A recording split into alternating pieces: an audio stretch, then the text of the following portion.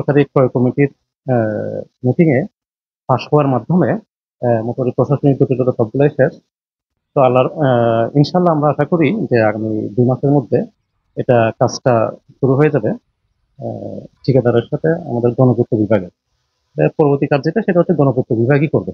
গণপূর্ত বিভাগ করবে, আমার সাথে সেটা ঠিকাদার সেটা বাস্তবায়ন করবে। এটা আসলে আমাদের যে জার্নিটা এটা অনেক লম্বা জার্নি। 2008 সাল থেকে এটা শুরু।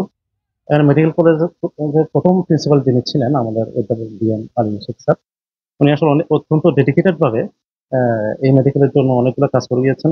কারণ আজকে আমি যেখানে বসে আছি, এই যে আমাদের রুমগুলা, মেডিকেল কলেজের একাডেমিক ভবন, এই জায়গাগুলো সব হচ্ছে স্যারেরই অবদান। আসলে আমি এই মুহূর্তে স্যারকেই সবচেয়ে বেশি স্মরণ করছি। উনি যদি বেঁচে থাকতেন তাহলে হয়তো বা অনেক বেশি খুশি হতেন। তো এরপরে এই অধিগ্রহণ হওয়ার পরে একটা পর্যায়ে একাডেমিক বিল্ডিং হয়, যে হাসপাতালের কাজটা আটকে যায়। আটকে যাওয়ার কারণটা হচ্ছে কি, একটা প্রজেক্ট ছিল যেটা বিদেশি সাহায্যে হওয়ার কথা। এটা 4টা মেডিকেলের একসাথে 2400 কোটি টাকার, কক্সবাজার, নোয়াখালী, পাবনা, যশোর।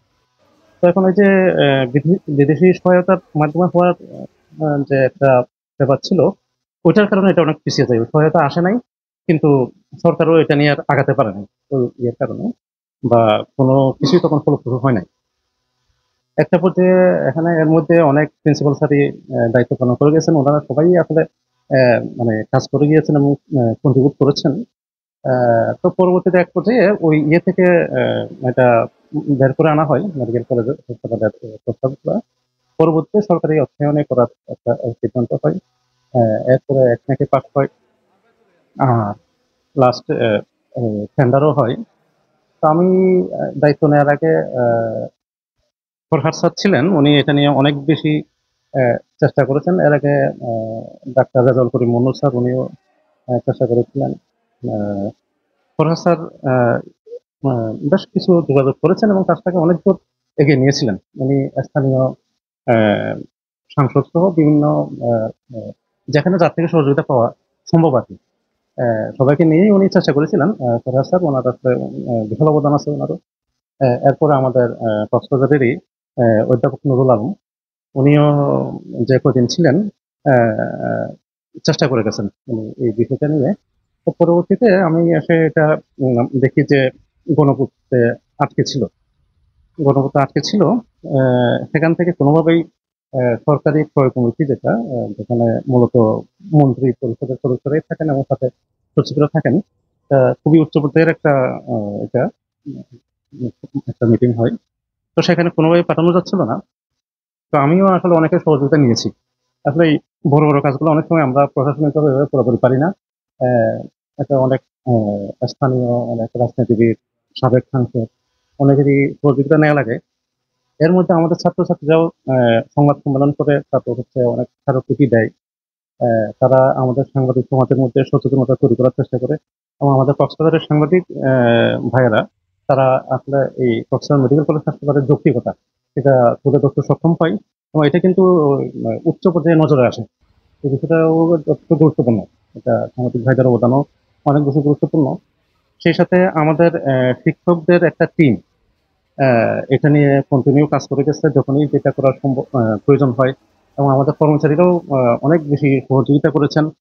আমাদের প্রাক্তন ছাত্রছাত্রীরাও যে যেখানে পেরেছে সেখানে সহযোগিতা করেছে। সবকিছু মিলিয়ে এটা একটা সম্মিলিত একটা বিষয়। এটা সবারই সম্মিলিত অবদানে মহান আল্লাহর অশেষ রহমতে, আসলে আল্লাহর রহমত না হলে হতো না, কেন সবকিছুই আসলে অনুকূল না হইলে হয় না।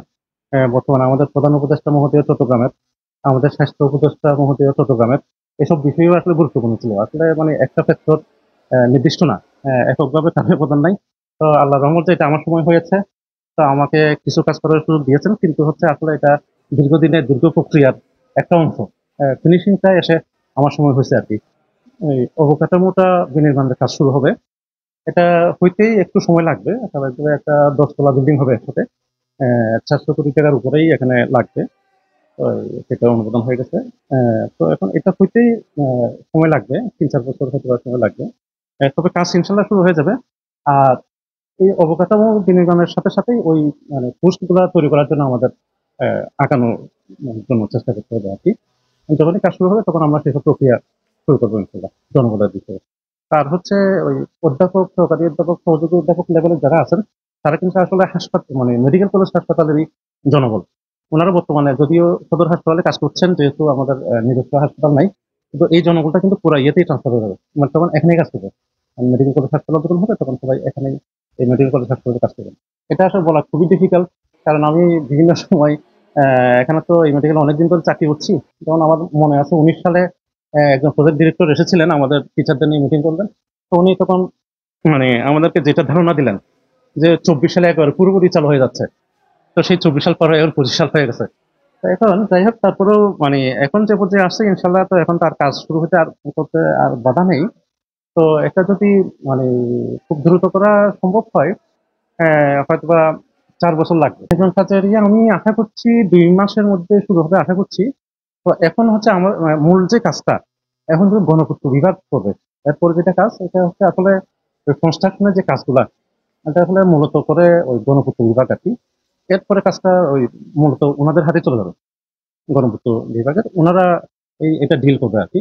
ঠিকাদার এবং গণপূর্ত বিভাগ মিলে এরপর এটা করবে। তো আশা করছি এটা 2 মাসের মধ্যে শুরু হবে ইনশাল্লাহ, আশা করা যাচ্ছে।